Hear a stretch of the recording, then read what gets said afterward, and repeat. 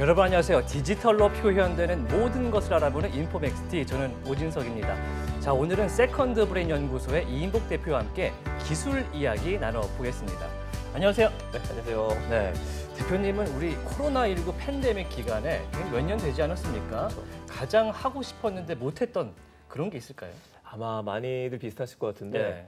해외여행을 제일 많이 못 갔죠. 해외여행. 맞습니다. 그리고 또 그리고 이제 사람들 많은 곳에서 많은 밤에 곳에서. 강변에 앉아서 맥주 한잔하는 거, 치맥하는 거. 이런 것들 많이 못했어요. 저도 굉장히 해보고 싶었는데 아직도 못하고 있습니다. 네. 해외여행 곧 가겠습니다.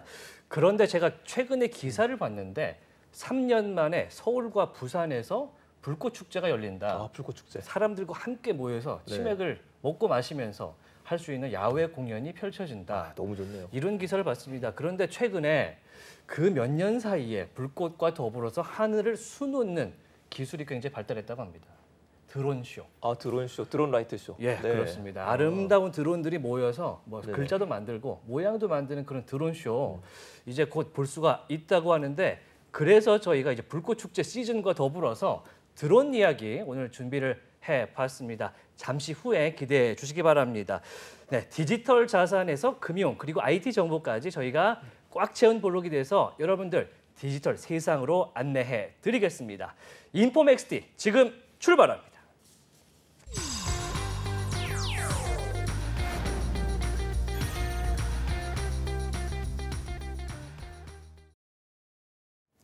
네, 차고 넘치는 정보 속에서 균형 있는 전문가의 인사이트 들어보는 시간입니다. 오늘 어떤 분 모셔보겠습니까? 드론 라이트 쇼 하면은 이 회사를 빼놓을 수 없을 것 같아요. 네. 오늘은 유비파이의 이면 대표님 모셨습니다. 네, 안녕하십니까? 안녕하십니까.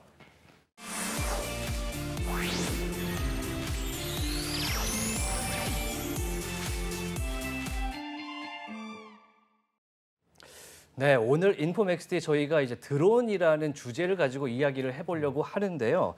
사실 드론은 제가 이제 예전에 알기로는 군사적 목적의 드론, 무인 비행기 뭐 이런 걸로 사용된 걸로 알고 있고, 영화에서도 많이 나온 적이 있고, 근데 항상 총이 붙어 있었어요. 그래서 이거를 좀 멋있게 표현하는 그런 게 생겼구나라고 생각이 돼서 오늘 굉장히 신기한 마음으로 이면 대표님 모셔보도록 하겠습니다. 자, 우리나라에서 가장 큰 업체 유비파이 드론 만들고 계신데, 일단 드론이 뭔지부터 네. 좀 정의를 하고 넘어가야 될 것 같아요. 네, 일단 드론이라는 그 단어 자체는 예. 뭐 윙윙거리다 이런 명사입니다. 네. 그래서 뭐 예를 들어서 차가 윙윙거린다, 그럼 드론 오브 트래픽 이런 식으로 많이 얘기를 하는데, 네. 우리나라로 치면 뭐 어린이들이 차를 말할 때 붕붕이 이러는 것처럼 네. 이 드론이라는 게 그런 어떤 어려운 뭐 언맨드 비클이라든지 UAV라는 어려운 단어 대신에 이제 빠르게 부르기 위해서 언론이나 뭐 그런 분들이 부르기 시작해서 이제 드론이 되었고요. 드론이 의미하는 것은 거의 대부분 무인 항공기입니다. 무인 항공기. 네, 무인 항공기라고 하면 이제 항공기인데 사람이 탑승하지 않은, 요즘에 뭐 uncrewed vehicle이라고 해서 결국 어떤 크루가 없는 그런 상태로 리모트 오퍼레이션, 즉 무선 조종을 통해서 운용되는 그런 비행기들을 통칭합니다.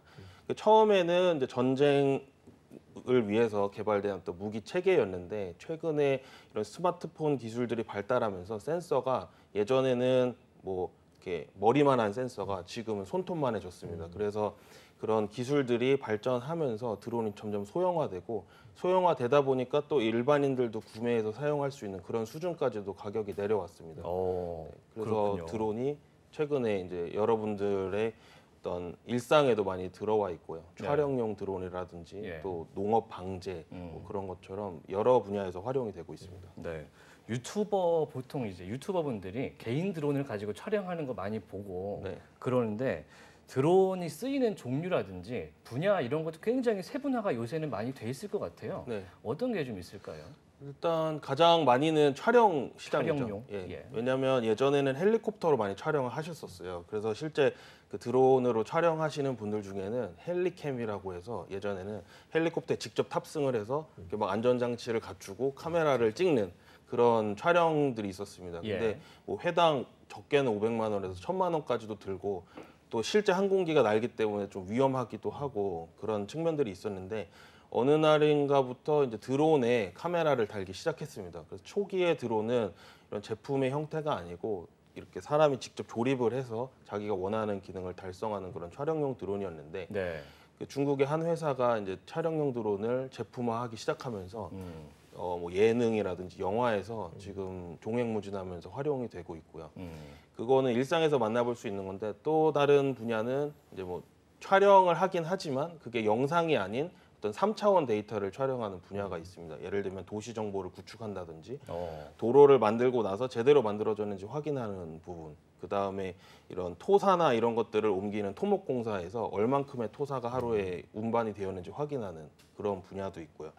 또 이런 큰 구조물을 점검하는 분야, 예를 들면 풍력 발전기라든지 또 건물 외관이라든지 이런 것들을 기존에는 직접 사람이 올라가서 뭐 매달려서 하고 인명 피해도 많았는데 그런 것들을 또 드론으로 해나가고 있고요. 네. 보험 분야도 있습니다. 보험에서는 보험이요? 예, 예. 이제 뭐 예를 들어서 우박에 의해서 피해가 났을 경우에 그 지붕이 많이 상하게 되는데 미국 같은 경우에는 예. 그 지붕이 얼마나 상했는지를 선제적으로 보험사가 먼저 가서 파악을 합니다. 왜냐하면 워낙 보험 청구라는 게 부정행위도 많고 하기 때문에 보험사에서 직접 드론 오퍼레이터를 고용해서 그런 피해 상황이 있는 지역을 빠르게 3차원의 스캔을 해서 먼저 가지고 있게 됩니다. 그래서 추후에 뭐 부정 청구를 한다든지 그런 거를 막는 분야도 있고요. 또 뭐 교통 감시 분야에서는 이 과속하는 그 차량을 추적하는 데도 사용을 하고 있고. 네. 확실히 하늘에서 할 수 있는 거의 모든 걸 이제 드론으로 맞습니다. 대체하는 그런 분위기인 것 같아요. 저는 조금 더 재밌는 분야가 예. 그 드론 레이싱도 요즘에 많이 뜨고 있더라고요. 예, 맞습니다. 레이싱. 예, 여러 명에서 드론을 띄워가지고 서로 경주해서 빠르게 돌아올 수 있는 것들이 있는데 굉장히 스펙타클하고 재밌습니다. 굉장히 해보신 적 있으십니까 레이싱 같은 예, 경우는? 저희도 드론 레이싱 관련 제품을 몇 년 전에 출시를 해서 판매를 했었는데 최근에는 그 드론 레이싱이 더 나아가서 이제 FPV 촬영이라고 해서 그렇죠. 기존에 뭐 전투기로 가능했던 그런 다이나믹한 뷰들을 되게 저렴한 비용에 그 만들고 있고요. 요새 영화나 뮤직비디오에 보시면 막 사람 사이를 지나간다든지 뭐 그런 되게 특이한 시점에 촬영을 볼 수 있는데 그런 것들이 드론 레이싱 기술이 또 적용된 분야라고 할 수 있습니다. 예전에는 항공 사진, 항공 영상을 찍으려면 이제 헬리콥터를 타고 카메라 감독님이 올라가서 이제 찍으면 밑에 사람들이 이렇게 손 흔드는 뭐 그런 게 많았었는데 맞습니다. 네. 지금은 그런 거 없이 그냥 저렴한 비용으로 네, 드론으로 해결할 수 있으니까 네. 그래서 훨씬 더 이제 확장성이 있군요. 맞습니다. 그러니까 이제 드론 같은 경우에는 유동적인 움직임 이런 것들이 굉장히 특징이라고 할 수가 있겠는데 가장 많이 쓰이는 곳이 촬영인가요? 현재 가장 널리 쓰이고 있는 부분이 촬영이고요. 왜냐하면 어쨌든 이 하늘에서 촬영을 하면 이제 얻을 수 있는 정보들이 많기 때문에 촬영이 많이 쓰이고 최근에는 뭐 저희가 하는 드론 라이트 쇼 같이 좀 특이한 분야들도 많이 성장하고 프레젠테이션 같이. 네네. 그렇군요. 뭐 드론 기술 같은 경우에는 이것저것 4차 기술이라고 할 수 있는 것들과 연결해서 그쵸. 특히 뭐 인공지능 네. 이런 소프트웨어랑 연결을 하면은 뭐 발전 방향이 굉장히 무궁무진할 것 같습니다. 드론으로 이것까지 할 수 있다. 어디까지 지금 드론이 가능합니까? 일단 제일 대표적인 건 예. 드론 택시겠죠. 아, 택시? 예, 이제 뭐 드론이라는 건 원래 사람이 없는 그쵸. 그 장치인데 거기 사람을 태우고 있는데 사람이 탈 수가 있습니까 지금? 예, 지금 탈 수 있습니다. 오, 근데 한 가지 새로운 개념은 이제 UAV에서 UCV라고 해서 Uncrewed Vehicle이라고 해서 UCV. 조종사가 없는 하지만 사람은 탑승하는 그런 새로운 또 비행체로 진화하고 있고요. 또 전기를 사용하기 때문에 굉장히 친환경적이다. 뭐 요새 뭐 몇몇 연예인들이나 유명한 기업가들이 아주 짧은 거리를 비행을 해서 뭐 탄소 배출 관련해서 또 많이 구설수에 올랐는데 그런 네. 부분들도 앞으로 전기 비행기를 활성화하게 되면 이런 짧은 거리도 또 그런 부담 없이 이용할 수 있게 될 것 같습니다. 그러니까 지금 택시처럼 드론을 이용해서 네. 비행체가 사람을 나르는 그런 서비스가 실제로 있습니까? 몇몇 국가에서는 시범적으로 수행을 되고 있고요. 음. 우리나라에서는 이제 데모 성격으로 한강 여의도에서 한번 시연을 했던 적이 있습니다. 이거 위험하지 않을까 생각드는데. 지금 빠르면은 2025년 정도에 한번 이동을 하는 걸로 되어져 있긴 합니다. 그래서 쉽게 좀 볼 수 있을 것 같고요. 말씀하신 대로 위험성이 있기 때문에 조금 더 검증은 필요한 분야죠. 네. 현대자동차 같은 경우에는 그런 드론 택시, 이런 스마트 모빌리티를 미래 먹거리라고 이렇게 얘기를 한 적도 있기 때문에 확실히 뭐랄까 발전 가능성이 무궁무진하다 이런 생각이 드는데 농약을 뿌린다든가 하는 것들, 그러니까 우리가 일반 도시에서 하는 거 말고 네. 그런 쪽으로도 많이 쓰이죠. 예, 농약 농약도 대표적인 분야 중에 하나인데 예. 보통 농약을 뿌리면 뭐 바닥에서 이제 사람이 뿌리게 되죠. 네, 바람의 굉장히 방향에도 영향을 받게 되고 또 농작물에 이렇게 고루 퍼지지도 않고 농약을 투입 대비 이제 뭐 살포된 면적이 크지도 않은데 드론이라는 거는 신기하게도 이제 바람이 아래로 불기 때문에 그냥 뭐 이렇게 스프레이를 켜는 것만으로도 작물에 아주 잘 안착시킨다고 합니다. 그래서 많이 활용이 되고 있고 또 이 사람이 이 작물을 해치면서 뿌리는 것보다도 훨씬 빠른 시간 내에 더 많은 면적을 뿌릴 수도 있고 또 무엇보다도 이제 사람이 농약을 마시거나 이런 일들이 없기 때문에 또 인명 피해도 없는 그런 친환경적인 기술이라고 할 수 있습니다. 일단 바닥에서 사람들이 뿌리는 것보다야 예. 위에서 뿌리면 좀 멀리 퍼질 수는 있으니까 맞습니다. 효과적으로 예. 미국 캘리포니아 같은 데 보면 경비행기로 이렇게 농약 뿌리는 예, 장면들이 맞습니다. 있잖아요. 예, 예. 그거를 이제는 비행기가 아니고 드론으로 조그맣게 해서 이렇게 뿌리는 거군요. 예, 그 더 이제 차이점이라고 하면 그 예. 경비행기는 이제 한번 지나가면 끝인데 예. 얘는 드론은 이제 정확히 뿌린다. 정확한 뭐 예를 들어서 정확하다. 1m 이내의 작물도 구분하면서 뿌릴 수 있다. 아, 작물조차 네. 구분하면서 뿌릴 수 네, 있다. AI 기술을 이용해서 그런 게 좀 차이라고 할 수 있습니다. 네, 이게 제가 4차 드론은 전혀 모르기 산업혁명 때문에. 얘기할 때 네. 항상 나오는 게 드론이거든요. 예. 4차 산업혁명 우리가 얘기를 할 때 여러 가지 집약되어 있기 때문에 예. 말씀하셨던 빅데이터 수집도 돼야 되고 인공지능 기술도 들어가야 되고 예. 또 드론이 이제 작은 사이즈가 있는 게 아니라 엄청 큰 사이즈도 있다 보니까 예. 이제 그거에 대해서 많이 좀 헷갈려 하시는 것 같아요. 예. 저는 지금 대표님이 들고 나오신 드론 같은 사이즈조차 처음 봤는데 이 손바닥만한 드론부터 네. 뭐랄까 한 80인치 텔레비전만한 드론도 있다 그래요. 맞아요. 예. 그러면 그게 각자가 다 용도가 다른 건가요? 예, 그 뭐 페일로드라고 하는데 예. 그 들어 나르는 어떤 물건, 뭐 사람일 수도 있고 지금 저희 드론 같은 경우에는 조명일 수도 있고 그거에 따라서 이제 프로펠러 크기나 그런 드론의 크기가 결정되게 됩니다. 한 번만 드론을 좀 들어서 시청자분들께 좀 보여주시면 좋을 것 같은데 네. 부분의 명칭이라든지 이런 거 설명 좀 부탁드릴게요. 예, 일단 뭐 가장 중요한 건 프로펠러. 예. 예, 이 회전력을 이제 양력으로 변환해서 추력을 내는 그런 프로펠러. 그러니까 돌면서 밑으로 예. 상승하는. 네, 프로펠러가 있고 이제 모터가 있습니다. 이 예. 모터는 BLDC 모터라고 해서 지금 전기 자동차에 들어가는 모터랑 동일한 모터입니다. BLDC 모터. 네, 브러시리스 DC 모터라고 하는데 예. 그 차이는 뭐 이런 저희가 알고 있는 모터는 정류자라는 게 있어서 이렇게 마모가 되면 다시 갈아줘야 되고 그런 단점이 있는데 요거는 그 이 모터 회전체랑 이 권선이랑 어떤 접점이 없습니다. 공중에 떠 있고요. 0.5mm 정도 이렇게 에어갭을 유지하면서 떠 있고 이 자석의 방향을 3차원으로 바꾸면서 이걸 제어하는 게 기존의 모터보다는 어떤 게 좀 더 낫습니까? 수명이 깁니다. 일단. 수명이 길다. 수명이- 마모가 많이 안 된다는 예, 얘기네요. 수명이 거의 반영구적이고요. 이 베어링 수명에만 의존적이고 예. 또 효율이 좋고요. 소음이 없고요. 그게 4개로 돌아가면서 네. 상승을 하면 네. 지금 그 가운데 하얀 부분 본체는 어떤 걸 담당합니까? 이 안에는 이 비행기가 뭐 기울어졌을 때 다시 잡아야 되기 때문에 자세를 계산하는 관성 항법 센서가 있고요. 자기 위치를 결정하는 위성 항법 센서가 있고요. 예. 그것들을 관리하는 또 소형 컴퓨터가 있습니다.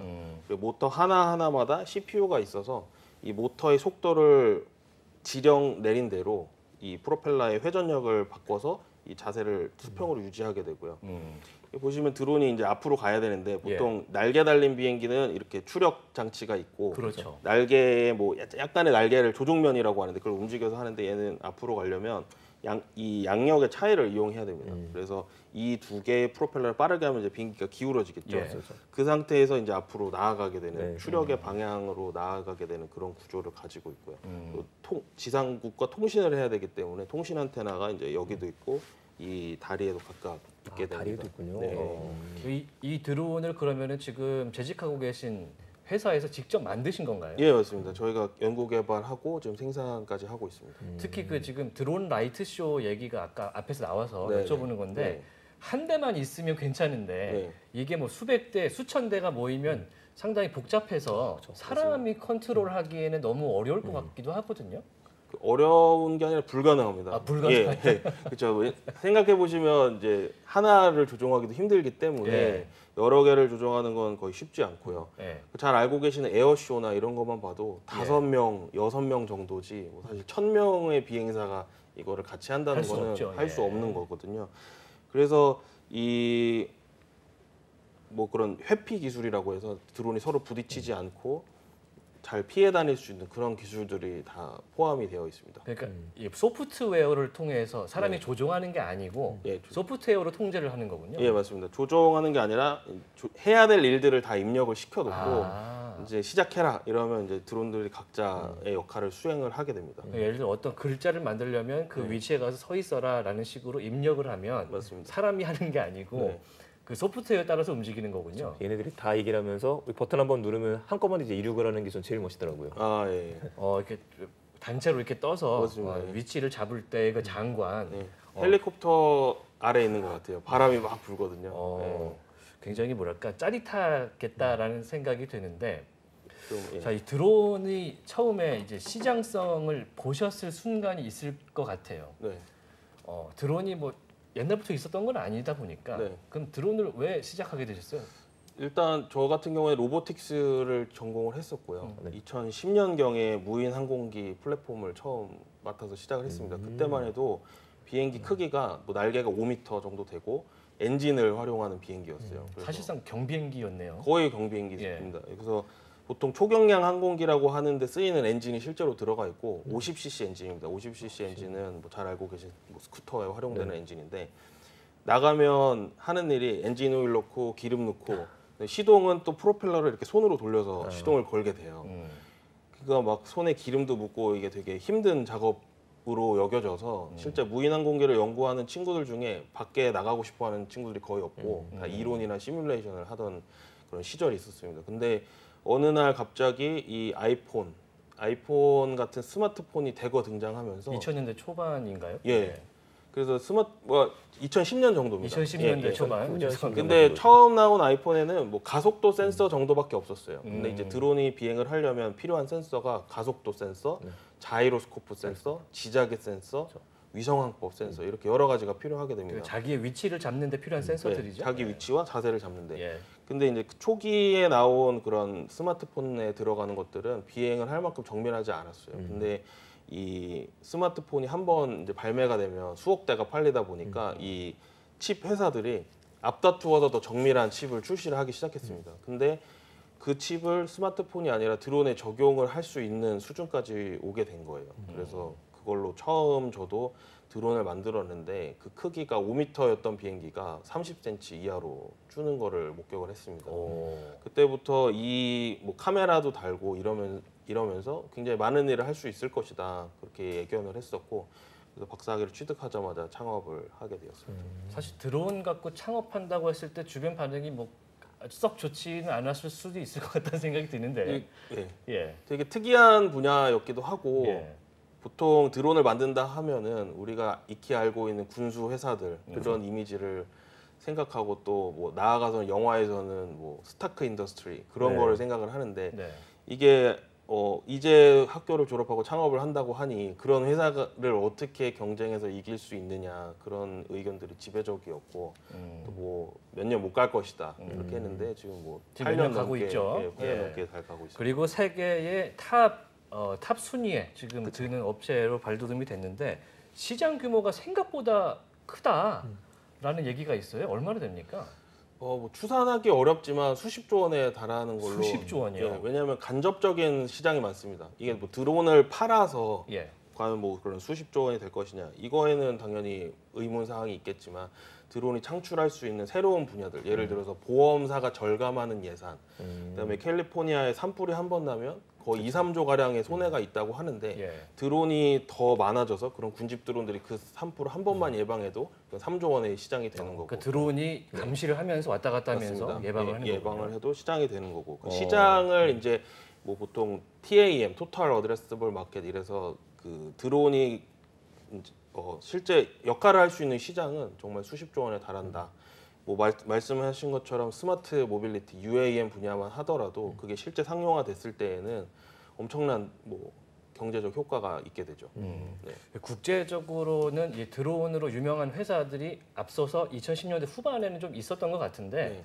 이제 그 이후에 이제 대표님께서 등장을 하면서 장악을 하기 시작했습니다. 특히 라이트쇼? 네. 이제 하늘을 수놓는 아까 초반에 저희가 네. 말씀드린 아주 멋진 그런 행사들을 직접 이거를 하시면서 더 유명해졌는데 라이트 쇼는 우리가 알고 있는 그 드론 쇼 요거라고 봐도 될까요? 네, 그 드론 라이트 쇼라고 보통 하는데 예. 조명을 정교하게 하늘에 위치시켜서 원하는 메시지를 송출하기도 하고 애니메이션을 송출하기도 하고 예. 최근에는 사진을 이제 띄우기 시작했습니다. 사진을요? 네, 사진도 이제 더 정밀해지면서 네.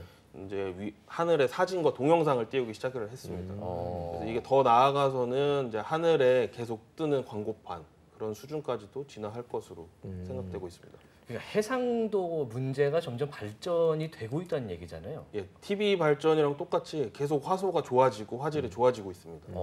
사실 저같이 이제 드론 모르는 사람들은 그냥 하늘에 떠 있는 드론 이런 빛 보면서 그냥 멋있다 이러고 박수 치고 이게 끝인데 그 안에서도 굉장히 기술 발전이 빨리 되고 있고. 예. 이게 드론 쇼를 그럼 처음에 기획을 하게 된 계기가 있으실까요?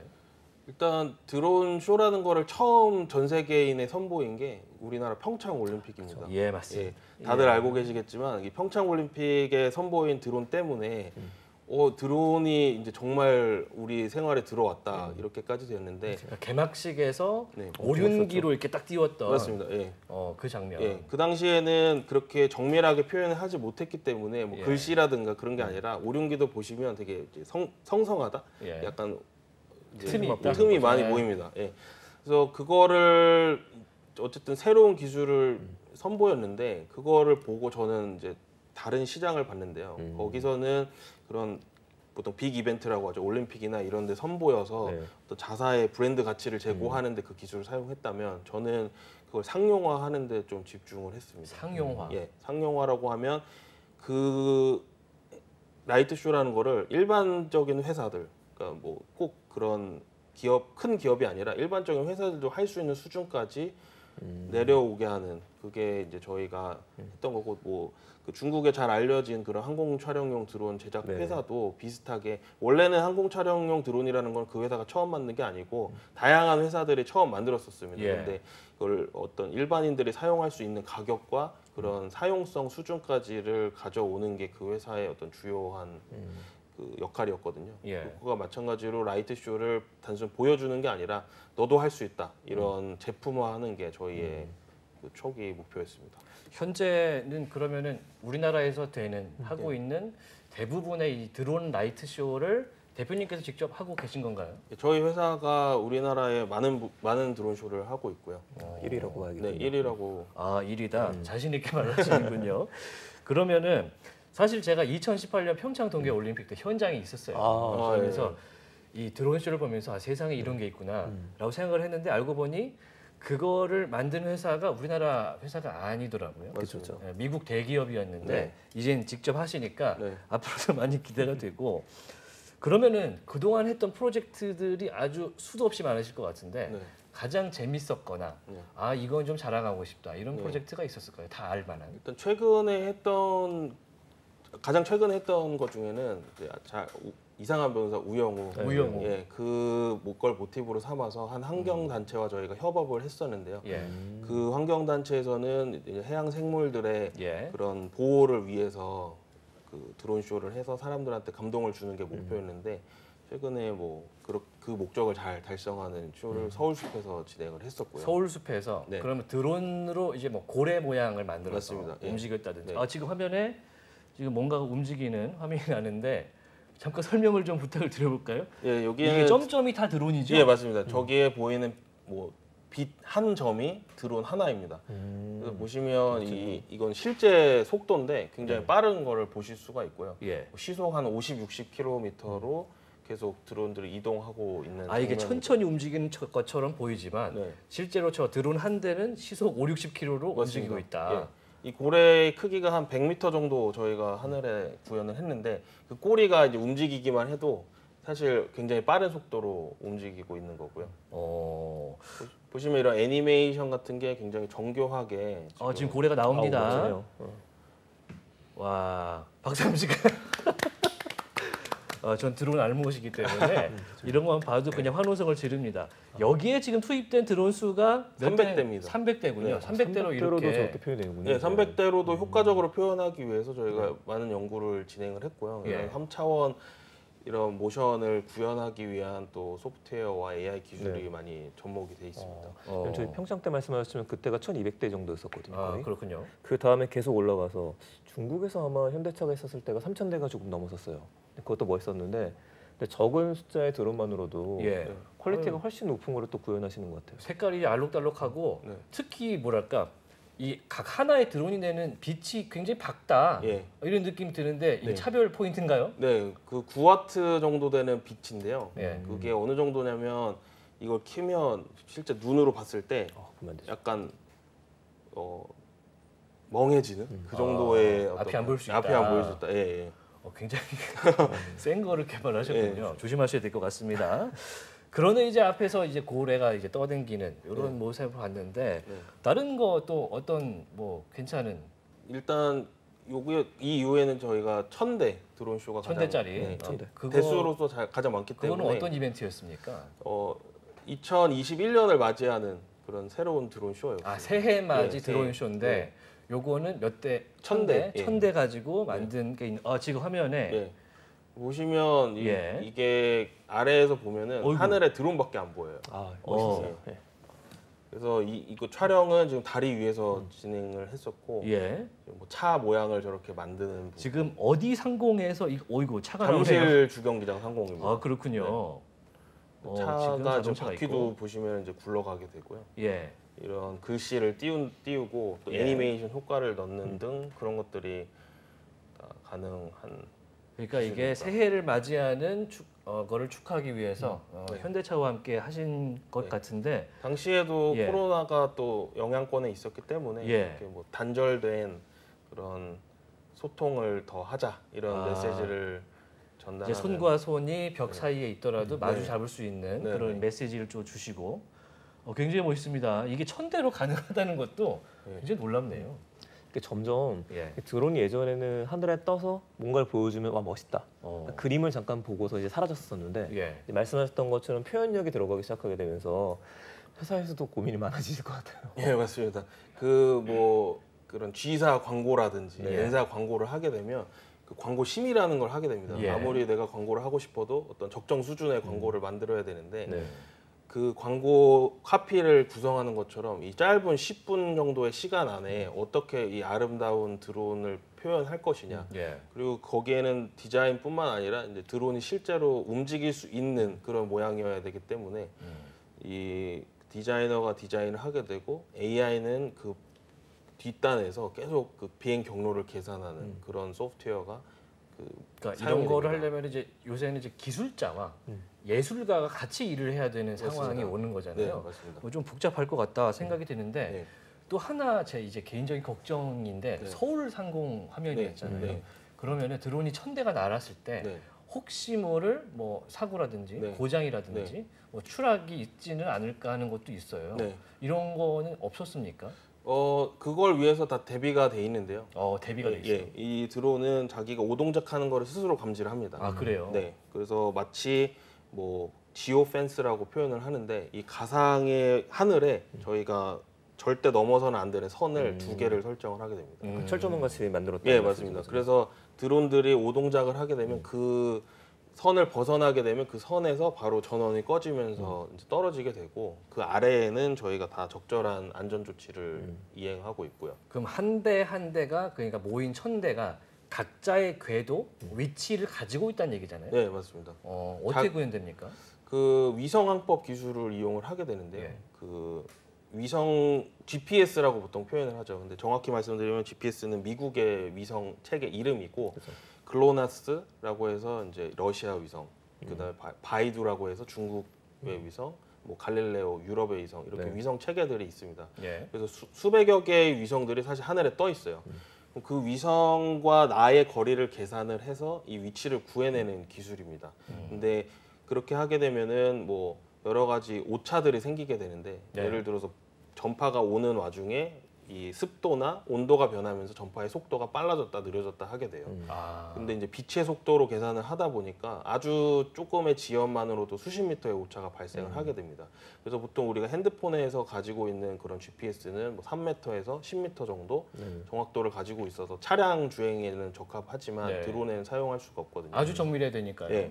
드론이 저 모양을 만들기 위해서는 1cm 오차가 있어야 됩니다. 그러니까 자기가 원래 있던 위치를 1cm 범위 내에서 1cm 우리 손가락 한 마디입니다. 어이구. 그거에 가능하기 위해서는 이제 RTK라는 기술을 사용하게 되고요. 예. 이 RTK라는 기술은 내가 알고 있는 위치에서 원래 수신됐어야 할 위성 신호를 수학적으로 계산을 하고 실제 특정된 신호와의 지연 보정 신호를 드론한테 재발송하게 됩니다. 그러면서 이제 오차를 또 줄이게 되고요. 근데 그렇게 해도 실제 오차는 10cm 정도거든요. 그걸 1cm로 줄이기 위해서는 아까 말씀드린 가속도 센서와 또 융합을 통해서 최종적으로 1cm 정도의 정밀도를 가지고 드론쇼를 수행하게 됩니다. 여기에 쓰이는 게 아까 말씀 주신 뭐 인공지능, 소프트웨어 뭐 이런 것들이 들어가는 거군요. 네, 맞습니다. 대표님 그러면 사실상 드론을 띄울 때 네. 우리가 물리적인 걸 생각하게 되면 바람이라든지 네. 날씨라든지 이걸 많이 생각하게 되는데 네. 그 소프트웨어적으로 생각했을 때는 네. 지상이랑 통신을 계속하고 있는 상황이다 보니까 네. 이게 혹시라도 해킹 위험이라든지 네. 그런 것들도 있지 않을까요? 예, 맞습니다. 그건 어떻게 좀 대응하시는지. 재미있는 지적이신데요. 네. 저희가 재미있는 경험을 했던 게 대통령 행사를 했던 적이 있습니다. 대통령 행사요. 큽니다. 네, 대통령 국군의 날 대통령 행사였는데 드론 300대가 비행기 뒤에서 경례를 하는 그런 시나리오였어요. 저 본 것 같습니다. 네, 옥태견 씨가 나왔던 그 그 다음 행사이긴 한데, 행사. 그래서 그래서 이제 아무래도 VIP가 참석을 하시니까 예. 지금 나오는 영상인데 VIP가 그렇군요. 참석을 하시니까 경호처에서 이 드론을 지금보다 가까이 VIP 근처에서 비행했던 적이 없다. 그 사유로 굉장히 많은 이제 프로세스들이 진행이 됐었는데 뭐 드론을 전부 엑스레이 검사를 한다든지 예. 저희가 드론을 배치할 때마다 폭발물 탐지견이 와서 다 스니핑을 한다든지. 사고 싶겠네요. 근데 또 재밌었던 거는 제 컴퓨터를 또 풀 스캔을 하더라고요. 아까 말씀하신 사이버 보안 위협 때문에 무엇이 들어있는지. 뭐 그것보다도 조종을 하는 와중에 문제가 생기니까. 일부러 문제를 일으킬 그 해킹의 염려, 그다음에 인터넷도 다 차단이 됐었고요. 네. 그 말씀하신 대로 뭐 요즘에는 다 연결된 세상이라서 네. 이 컴퓨터의 보안 실수 때문에 또 해커가 잠입해서 이 드론들을 이상한 곳으로 보낸다든지 그런 부분도 가능하게 됩니다. 그래서 저희는 그런 것들을 보호하기 위해서 암호화된 통신을 사용하고 있고요. 지금 보니까 제가 느끼는 게 맞는지 한번 확인해 주십시오. 네. 예전에는 뭔가 그 오륜기 시절에는 네. 뭔가 평면적인 느낌이었는데 네. 지금 굉장히 뭐랄까 하나의 입체, 구체 이렇게 여기서 봐도 저기서 봐도 예. 입체적인 그런 모양이에요. 그 평창에서 했던 거는 예. RTK 기술이 적용되지 않았던 드론입니다. 그래서 RTK. 예, 아까 말씀드렸듯이 1cm의 정밀도가 아니라 3m의 정밀도를 가지고 많이 했었어요. 떨어져요. 그래서 보시면은 그 오륜기도 이렇게 엇비슷하게 배치를 해서 효과를 냈지 이렇게 딱 동그라미가 그려지지는 않았었고요. 거기에 나온 스노우보더도 보면은 되게 엉성한 그런 스노우보드였는데 지금 보시는 저희 거 같은 경우에는 글자를 정확히 식별할 수 있을 정도로 글자를 만들어내고 있습니다. 이렇게 됐을 경우에는 아까 말씀드렸듯이 300대로 이런 게 가능했나? 이런 좀 좋아 보이는 효과들이 많이 있고요. 굉장히 시대가 많이 발전했군요 그 사이에. 그렇죠. 거의 한 3, 4년 정도? 그거밖에 안 누른 것 같은데 대단했네. 그러면은 사실 좀 뼈아픈 질문일 수 있겠습니다만 네. 실패 사례도 분명히 있을 것 같아요. 네. 뭐 띄우는데 실패했다거나 네. 뭔가 문제가 일으켰던 적은 없습니까? 네, 물론 있습니다. 저희가 위성항법 기술을 활용하고 있기 때문에 위성항법의 취약 지역에서는 드론 비행을 할 수가 없게 되는데 그 재밌는 경험은 저희가 그 서울에서 가장 높은 타워 그 앞에서 드론쇼를 수행을 하게 되는데 네. 그 타워의 그 유리에 발라진 물질이 전파를 잘 반사하는 물질이었던 거예요. 뭐 어떤 현상이 일어나냐면 그 반대편에 있는 위성 신호가 네. 반대편에 있다고 생각하지 않고 자기 앞에 있다고 이제 거울 반사 효과죠. 그런 효과가 일어나고 뭐 그런 물리 시간에 뭐 배웠던 전파가 한 번 반사되면 이제 방향이 바뀌는 그런 효과들 때문에 계속 뭔가가 오류가 나는 그런 일들이 있고 그렇게 되면 드론이 자기 위치를 찾지를 못해서 또 그런 문제도 있었고 또 하나는 재밌는 건 태양 흑점 폭발입니다. 태양 흑점 폭발이요? 네. 태양 흑점이 이제 네. 폭발하게 되면 지구에 도달하는데 일주일 정도가 소요가 되는데 예. 그 태양을 계속 관측하는 위성들이 있어요. 네. 태양 흑점 폭발 소식이 들리고 이제 일주일간의 영향력을 평가를 해서 뭐 제일 심할 경우에는 민항기 이륙도 금지되어 있습니다. 지자계 센서라는 센서가 다 교란이 일단 되게 되고 예. 그다음에 또 그 위성항법에서 가정하고 있는 지구의 이온층 모델이 있는데 그 이온층 모델이 다 파괴가 됩니다. 그래서 이온층이 파괴가 되면 이제 자기 위치가 3m 그런 수준이 아니고 뭐 10m, 20m까지 부정확해지는데 그거를 보정을 하더라도 저희가 원하는 1cm 정도의 수준이 안 되게 되거든요. 예. 그래서 또 실패했던 적이 있고요. 그러니까 이게 지상에서 드론을 알리더라도 그냥 하늘에서 잘 조종하는 게 문제가 아니고 그쵸, 그쵸. 우주에서 벌어지는 일까지 내가 생각을 해서 맞습니다. 소프트웨어 입력을 해도 될까 말까군요. 맞습니다. 그 재미있는 거는 우주기상청이 있습니다, 우리나라에도. 아 그래요? 네, 네. 그래서 우주기상센터라는 게 있어서 네. 그 기상청처럼 날씨가 우주 날씨까지도 그렇게 계속 보고되는 그런 체계가 있고 저희도 거기에서 발행하는 그런 알람이나 이런 걸 계속 예의주시하면서 또 드론쇼를 운영하고 있습니다. 사실 중요한 거는 이제 드론의 위치를 잘 잡아주는 거. 네. 아까 말씀 주신 대로 이 손가락 한 마디 정도의 오차만 가지고 있는 건데 네, 우리나라에서는 이런 GPS 네, 이걸 쓰는 데 있어서 네, 조금 그 승인도 받아야 되고 네. 절차가 복잡한 걸로 제가 알고 있거든요. 네. 현재 뭐 이렇게 띄우는 데는 별 지장이 없습니까? GPS 위성 자체는 다 공개되어 있는 거라서 예. 거기에는 승인이 없는데 네. 비행 승인이 있습니다. 비행 승인이 필요하고. 예, 저도 이제 드론을 많이 운용하면서 이제 새롭게 깨닫는 게 예를 들어서 서울의 하늘은 수도방위 사령부라고 하는 곳에서 관할을 하고 있고 네. 마치 그 포토샵 레이어처럼 서울 하늘은 수도방위 사령부 예전에 또 지금 대통령 경호청 그 다음에 지방항공청 네. 김포 예. 지방항공청 그 다음에 국토교통부 이렇게 4가지 층이 있습니다. 그래서 저희가 비행을 어느 장소에서 한다고 하면 그 4기관의 승인을 다 받아야 됩니다. 각각 다 받아야 되는. 각각 다 받아야 됩니다. 그리고 일몰 후 비행이 또 금지되어 있기 때문에 그쵸. 아, 야간 그래요? 특별 비행 승인이라고 해서 이 야간에 비행하는 거에 대한 기술적 요건을 만족했고 또 안전에 이상이 없다는 걸 다 확인받은 다음에야 비행을 하게 되고 아까 서울숲 같은 지역은 또 민간인 밀집 지역이기 때문에 경찰서까지도 저희가 승인을 맡아야 됩니다. 고층 아파트가 바로 옆에 있으니까. 맞습니다. 예. 그래서 그런 부분들이 뭐 승인 절차가 복잡하기는 하지만 또 이런 사업들을 육성하는 차원에서 그런 절차들을 많이 간소화하려고 노력 중이시고요. 네. 하지만 이게 저는 뭐 사라져서는 안 된다고 생각을 하는 게 마치 신호등 같은 존재입니다. 그래서 하늘에는 내가 알고 있는 길이 없고 또 어떤 물체가 날아다닐지 모르기 때문에 이런 비행 승인 절차는 중요하다고 할 수 있습니다. 이 드론을 사실 띄우는 게 일반인들 촬영용으로 이제 개인용으로 쓰는 것도 승인이 너무 어려워서 네. 막 불법으로 띄웠다가 경찰서 가는 경우도 굉장히 맞습니다. 예. 많다고 들었거든요. 벌금 많이 받죠. 예. 사실은 무분별하게 판매를 하면 안 되기는 해요. 판매조차. 판매 같은 것도 너무 쉽게 살 수가 있으니까 사고 나면 이제 띄우고 싶거든요, 넓은데. 근데 말씀하신 대로 거기가 보호받는 구역일 수도 있고 그래서 어플리케이션이 나와 있기 때문에 그쪽에서 보게 되면은 여기가 지금 해당 지역인지 아닌지 나오게 됩니다. 근데 대부분 이제 그걸 잘 안 보시고서 그냥 띄웠다가 말씀하시는 것처럼 나중에 문제가 생기는 경우들도 가끔씩 발생하죠. 이런 드론쇼 시장 이런 게 확대가 되면서 예전에는 뭐 올림픽 같은 큰 이벤트에서나 할 수 있었는데 네. 정부 차원에서 네. 요즘에는 지자체에서도 많이 해서 네. 굉장히 조그마한 회사라든지 지자체 네. 많이 뭐 그런 쇼를 많이 한다고요. 네네. 저희 같은 경우에도 지금 수영구청, 부산 수영구청과 협업하에 예. 광안리 해변에서 매주 토요일에 드론 쇼를 2회 하고 있습니다. 현재도 하고 있습니다. 네, 토요일. 그래서 재밌는 거는 저희가 드론 쇼를 지금 한지 한 3달 가까이 되고 있는데 부산에서? 부산에서 예. 네. 드론 쇼를 할 때마다 그 광안리 해변에 요트들이 집결을 하게 됩니다. 요트들이 집결을 해서 그 드론 쇼를 관람을 하게 네. 되는데 저는 그냥 일반적인 현상인 줄 알았어요. 근데 저희가 그 요트 경기장 근처에 저희 장비들을 위치를 하게 되는데 거기 갔더니 드론을 꺼내자마자 어떤 분이 막 달려오시는 거예요. 그래서 뭐 무슨 뭐 혹시라도 신고하려고 그러시나 했더니 손을 막 잡더니 너무 고맙다고 저희한테 그러시는 거예요. 자기들의 요트 매출이 2배 이상 예, 상승했다. 결국은 그거였군요.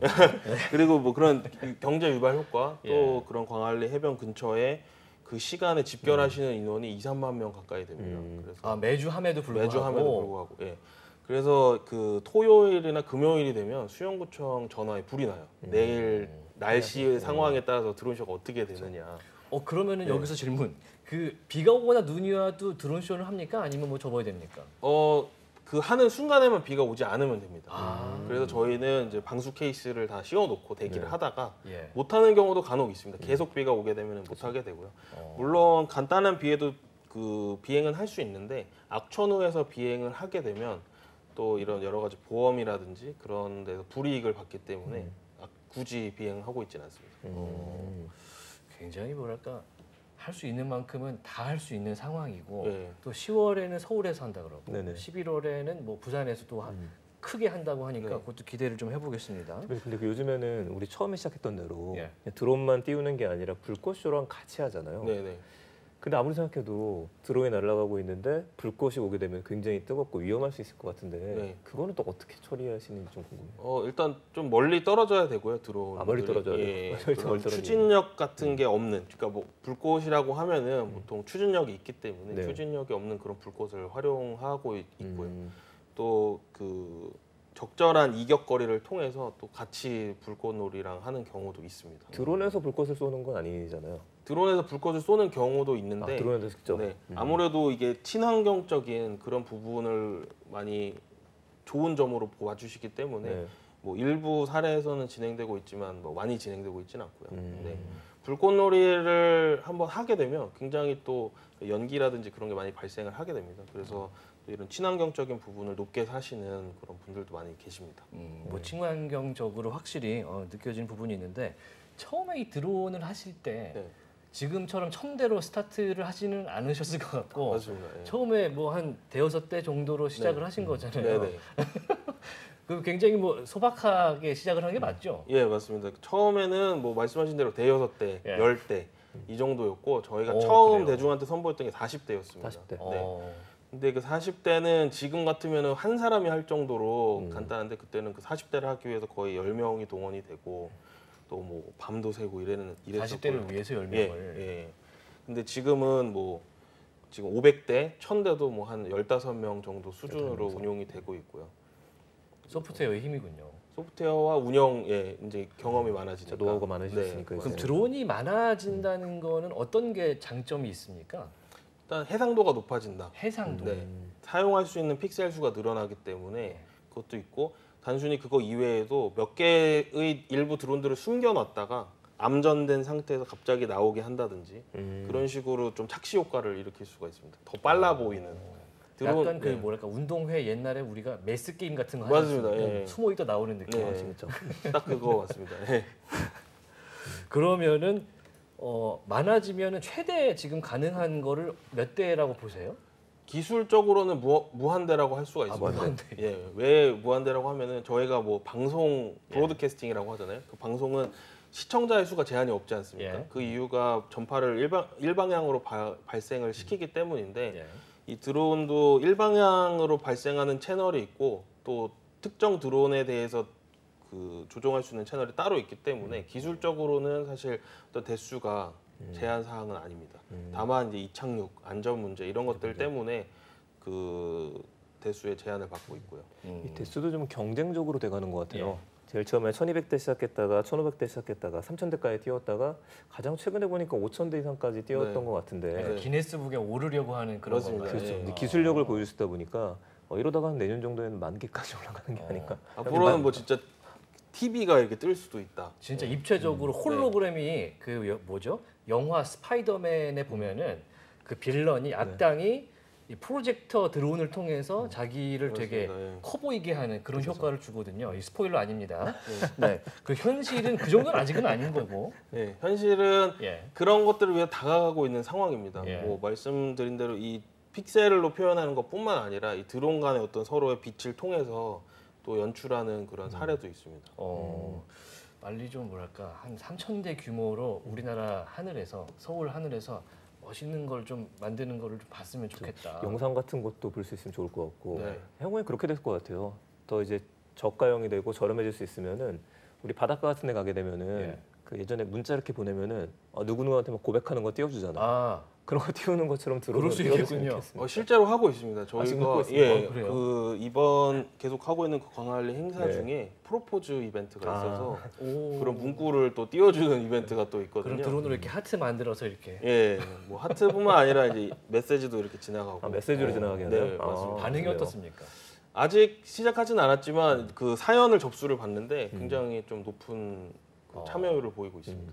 뭔가 이제는 드론 가지고 할 수 있는 것들, 예전에 헬리콥터로 절대 알지 못할 것들을 아주 친환경적으로 할 수 있다는 생각이 드는데, 제가 이제 찾아보니까 우리나라가 드론 날리기, 드론 사업을 하기에 좋은 나라다, 이런 얘기도 있더라고요. 분명히 이제 GPS라든지 이런 규제도 있는데 사업하기 괜찮습니까? 네, 일단 제가 생각했을 때 가장 좋은 거는 정부의 지원이 체계적으로 잘 이루어지고 있는 부분. 체계적이다. 예. 이게 왜 정부의 지원이라고 말씀드리냐면, 이 하늘이라는 자원은 대대로 나라의 것이었습니다. 그래서 그 나라의 어떤 전폭적인 지원 없이는 그 하늘에서 가치를 창출하는 게 쉽지 않고, 저희 드론 라이트 쇼 같은 경우에도 국토교통부 규제 샌드박스를 통해서 이 야간 비행을 유예받고 더 많은 테스트를 진행을 할 수가 있었고요. 또 우리나라 곳곳에 비행 시험장이 있습니다. 근데 이게 드론 비행 시험장입니다. 그래서 드론이 비행 시험을 하는 데 있어서 뭐 필요한 장비들, 일반적인 중소기업들이 갖추기 어려운 수준의 장비들을 국가에서 갖춰놓고 이용을 할 수 있도록 장려하고 있고요. 그게 한 군데에 만든 게 아니라 수도권에도 벌써 한 2개 정도가 있고요. 화성, 인천에 있고, 또 저런 그 뭐 비가시권 비행이라고 해서 드론을 멀리 보내기 위한 그런 지역은 영월에 또 있고, 바람을 테스트하는 것은 고성 지역에 있고, 이런 식으로 각 그 우리나라 환경에 맞춰서 전국 각지에 그런 것들이 위치하고 있습니다. 약간 항공 비행장 같은 개념으로 요즘 드론 비행장들도 많이 생기고 있고. 그러면은 이 업계에 들어오고자 하는 사람들도 현재 좀 인재들이 좀 있는 편입니까?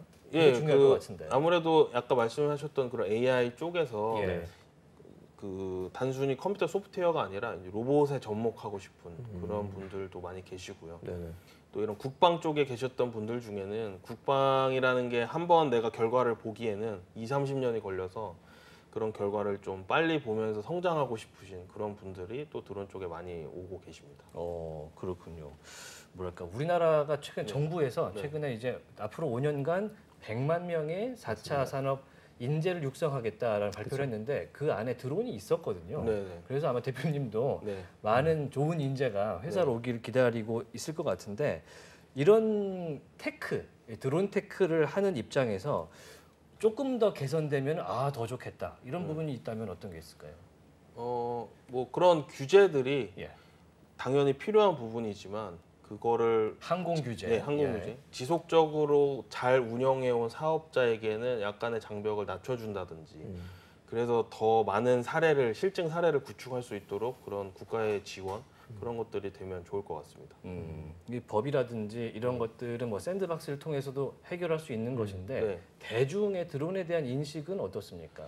아무래도 점점 이제 실생활에 이제 들어오다 보니까 자기 집이 촬영될 수도 있고, 또 자기 앞마당이 촬영될 수도 있고, 이런 측면에서는 많이 우려를 하시지만, 또 드론 택시 같은 게 개발이 되면 결국 그 편익은 대중들이 가져가기 때문에 그런 부분에서는 기술 개발을 염원하고 있는 것 같고, 가장 재미있는 거는 드론 라이트 쇼를 하게 되면 이 사람들의 눈빛, 그런 거를 보면은 이거를 기술로 바라보는 게 아니라 이제 진짜 예술로 받아들이고 있다. 그런 것도 있고, 또 사실 저희 같은 드론 기업이 수만 명의 박수 갈채를 받을 일은 많지 않습니다. 저희가 어떤 공연 회사가 아니기 때문에. 근데 드론 라이트 쇼를 한번 하게 되면 뭐 와우 이런 소리들이 뭐 몇만 명이 내는 수십만 명이 될 수도 있고요. 그런 소리를 들을 수 있고, 또 그런 분들이 또 고마워하고 지역 경제에도 기여하는 게 바로 보이고, 이런 부분이 또 재밌는 것 같습니다. 엔지니어로서 뭐랄까, 예술가들이 느낄 수 있는 그런